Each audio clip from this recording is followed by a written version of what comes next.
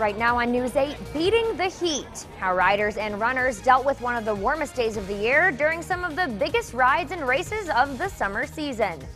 But first, smoke-filled skies. What we now know about the big afternoon fire in downtown Bettendorf. Live from WQID, News 8 at 10 starts now.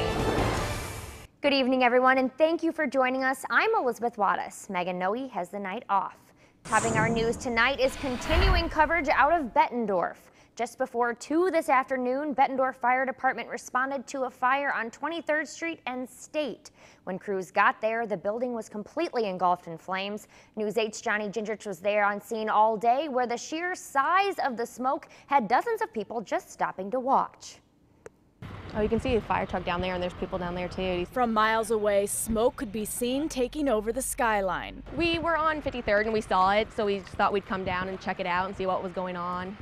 Just driving down the road on my way home. Firefighters from Bettendorf, Moline, Riverdale, the Rock Island Arsenal, and Davenport were on scene to put out the fire in 90-degree heat. They started an aggressive attack to the building so it wouldn't spread to other buildings around. The building was vacant at the time. Officials say the property owner of the vacant former Case building was doing a check when he noticed smoke and flames. He called 911. At this time, they're fighting the fire, so knowing the cause, they're not worried about that right now. They're just trying to get it. No one was hurt in the fire. As onlookers watched, crews took turns knocking out the flames. I feel sorry for the firemen. I bet you it's pretty hot up there. There hasn't been any need for medic yet, so they're taking water in and taking care of themselves and taking turns fighting the fire. Officials could not confirm what was in the building. No gas or electricity was hooked up at the time.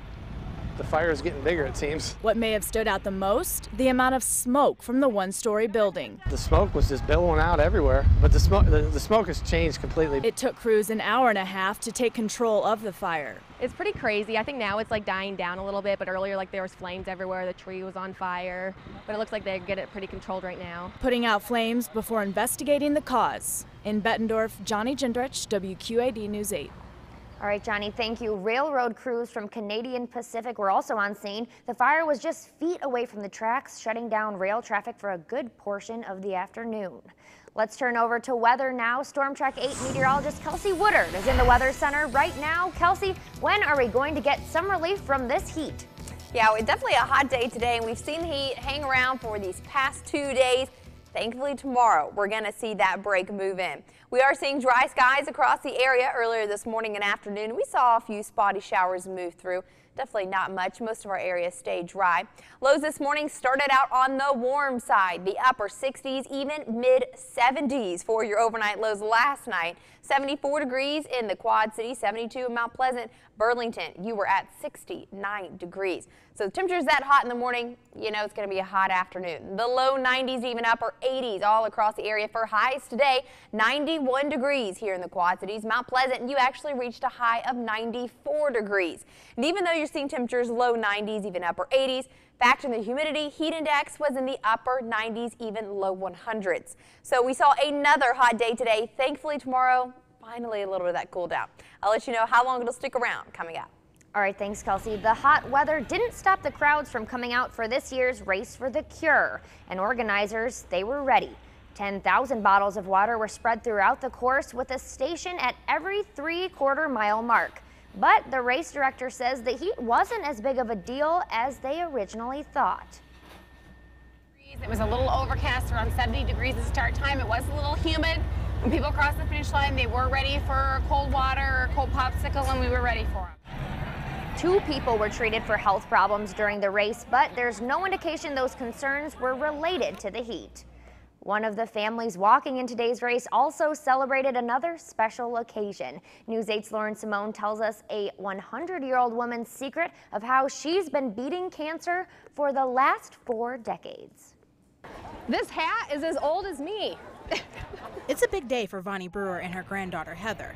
It's their first walk together as survivors. For the other survivors, just to see somebody that's 30 years out and doing just fine and able to still be a part of it is an inspiration to a lot of people. Vonnie was diagnosed with breast cancer in 1986.